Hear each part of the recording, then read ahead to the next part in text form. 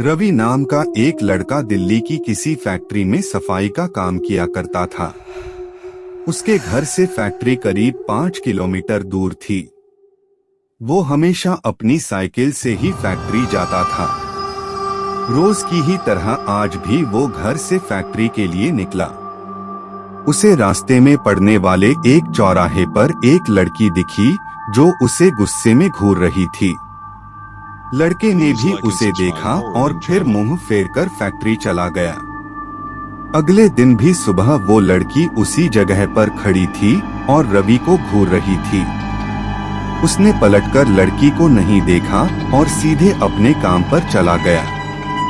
रोजाना इसी तरह हफ्ते भर वो लड़की चौराहे पर खड़ी होकर रवि को घूरती थी और रवि उसे अनदेखा करके फैक्ट्री चला जाता था।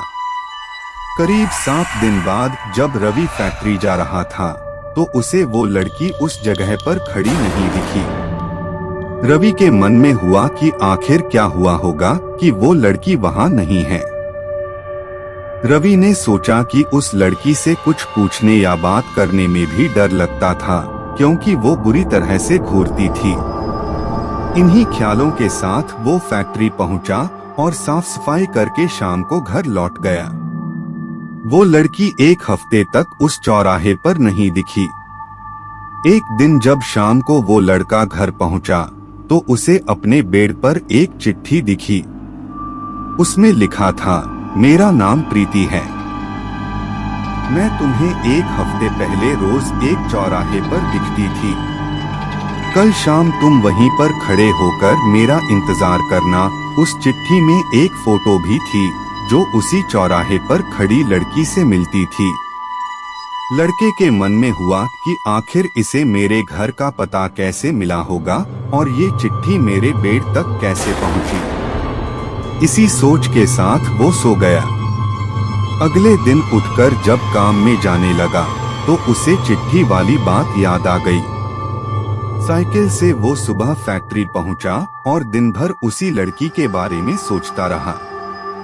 शाम को वो उस चौराहे पर पहुंचकर उस लड़की का इंतजार करने लगा। काफी देर हो गई लेकिन वो आई नहीं। रवि इंतजार करके थक गया था, इसलिए वो घर की ओर निकल गया।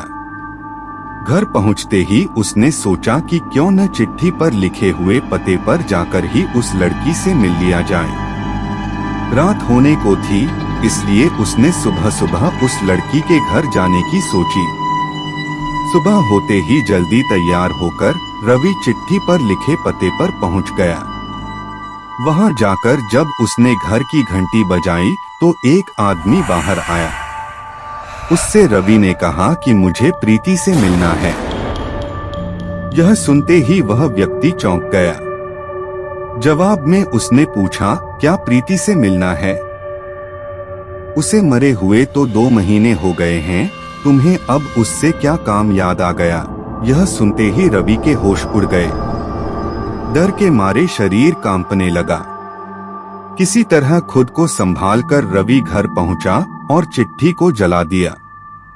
उसके मन में कई तरह के सवाल उठने लगे। उसने सोचा कि वो लड़की जो मुझे रोज दिखती थी वो भूत थी। मुझे एक भूत ने चिट्ठी भेजी थी। यही सोचकर वो घर में दुबक कर बैठ गया। उस दिन से रवि न तो रास्ते में किसी को देखता था और न ही किसी अनजान इंसान के बारे में सोचता था। कहानी से सीख, किसी अनजान इंसान के बारे में सोचना नहीं चाहिए और बिना किसी व्यक्ति की सही जानकारी के उसके घर तो बिल्कुल नहीं जाना चाहिए।